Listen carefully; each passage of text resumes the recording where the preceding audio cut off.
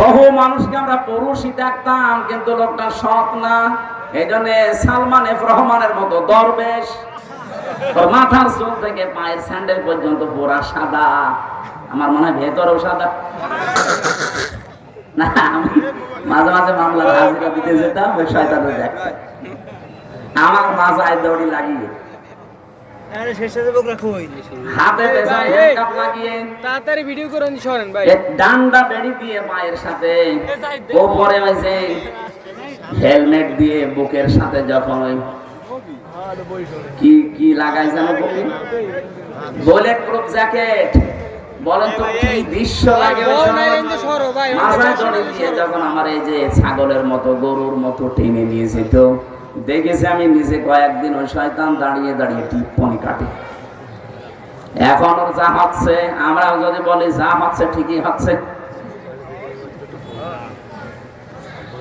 এত বড় একটা ভালো মানুষ মনে হতো না যে দরবেশ, নামই কেউ জানতো না, নাম জানতো যে দরবেশ, অথচ ৩৬,০০০ কোটি টাকা চুরি করেছে। 7টা ব্যাংক থেকে ৩৬,০০০ কোটি। আমার মনে হয় মুরব্বীকে যদি আপনি এখন গুনতে দেন, ও গুনতে গুনতে জীবন শেষ করে ফেলবে, তার টাকা গোনা শিখবে। আপনি কি 2-1 টাকা মনে করছেন?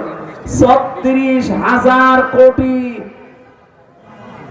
আমার তো এই নাম শোনার পরে নিচে মনে হয় অজ্ঞান হয়ে যায়। অথচ একটা দরবেশ যদি এত টাকা চুরি করে, আর যেগুলো ধরবেশ,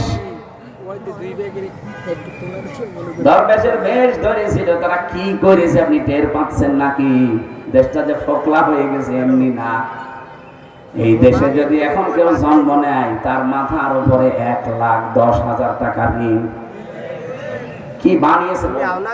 এখন একটা জন্ম দেবেন, ওর মাথার উপরে 1,10,000 টাকা অলরেডি ঋণ। ঋণের বোঝা নিয়ে দুনিয়া আসতেছে। অথচ যারা এটা দিয়ে গেল, দেখেন তাদের দিকে। কয়েকদিন আগে সিঙ্গাপুরে ছিলাম, যে আমাদের হোটেলে ওঠা লাগে, হোটেল থেকে নিচে নামলে দেখি ওই শয়তান বসে আছে। কি গো হুজুর, আমি আগেই পালিয়েছি। আপনি পালালেন কেন? আপনার না 620টা বাড়ি, একটা মানুষের যদি 620টা বাড়ি হয়, আপনি চিন্তা করেন তো কত বড় দুর্নীতি করেছে। এই পদ্মা সেতুর হিসাব এখন আসতেছে, এটা যেই খরচে বানিয়েছে, ওই খরচ দিয়ে 3টা পদ্মা সেতু অলরেডি করা যায়। তাহলে আমার মনে হয় যে চাঁদপুর থেকে যে সেতুটা এখন বানানোর জন্য চিন্তা চলছে, রাজবাড়ী গোয়ালন্দ থেকে যে সেতুটা বানানোর চিন্তা চলছে, পদ্মা সেতুর টাকা দিয়ে 2টা সেতু হয়ে যেত যদি মারিং কাটিং না হতো। এখানে সৎ মানুষ লাগবে, বিধান লাগবে আল্লাহর, মানুষ লাগবে সৎ। বলেন